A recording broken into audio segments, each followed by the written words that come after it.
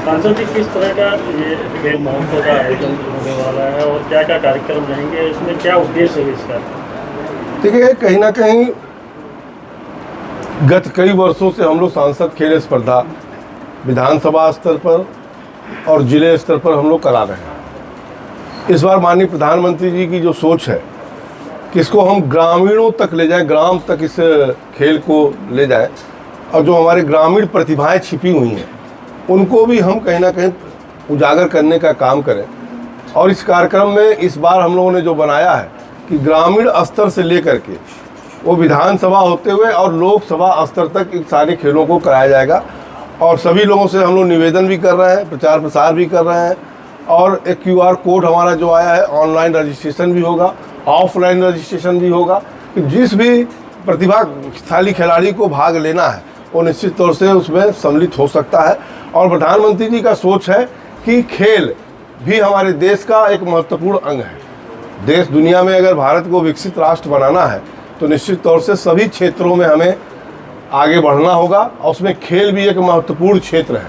और खेल के माध्यम से हमारे बहुत से खिलाड़ी आज नहीं इसके पहले भी देश और दुनिया में नाम कर चुके हैं, ओलंपिक भी खेल चुके हैं। उसको ध्यान में रख करके प्रधानमंत्री जी ने तय किया है कि हमारे गांव के भी प्रतिभागी इसमें भाग लें और उनके प्रतिभा को देखते हुए आने वाले समय में राष्ट्रीय स्तर पर, अंतर्राष्ट्रीय स्तर पर उनको अवसर प्रदान किया जा सके।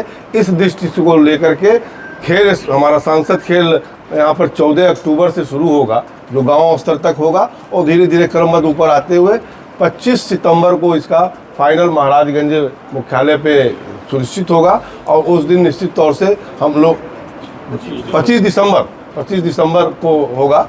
और 25 दिसंबर को मुझे उम्मीद है कि पूरे देश में चूँकि एक साथ समापन होगा तो प्रधानमंत्री जी स्वयं भी इस पे वर्चुअल के माध्यम से सम्मिलित हो सकते हैं, नहीं तो कोई ना कोई गेस्ट हम लोग यहाँ पर बुलाएंगे।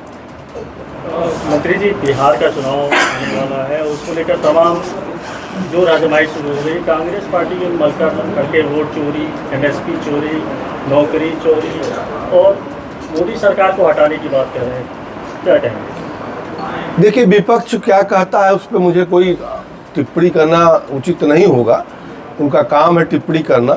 लेकिन जिस प्रकार से इन लोगों ने 2024 के चुनाव में देश की जनता को गुमराह किया था कि संविधान समाप्त हो जाएगा, आज साल पूरा होने जा रहा है, कहीं संविधान पे कोई आँच आया? उसी प्रकार से इनके पास कोई मुद्दा नहीं है, मोदी सरकार के खिलाफ इनके पास कोई मुद्दा नहीं है, तो अनर्गल आलाप रहे हैं SIR के माध्यम से, चोरी के माध्यम से। जबकि आप देखें तो दुनिया में एक सबसे बड़ा लोकतंत्र है और इस देश में इतनी बड़ी संख्या में 140 करोड़ लोगों का मतदान चुनाव आयोग कराता है और निष्पक्ष कराता है। और जिस प्रदेश में वो जीत जाते हैं वहाँ चुनाव आयोग भी ठीक है, वहाँ पर EVM भी ठीक है, जहाँ पर हार जाते हैं वहाँ पर EVM भी खराब हो जाता है और चुनाव आयोग के ऊपर एक संवैधानिक संस्था है उसके ऊपर भी ये आरोप लगाने से नहीं भागते।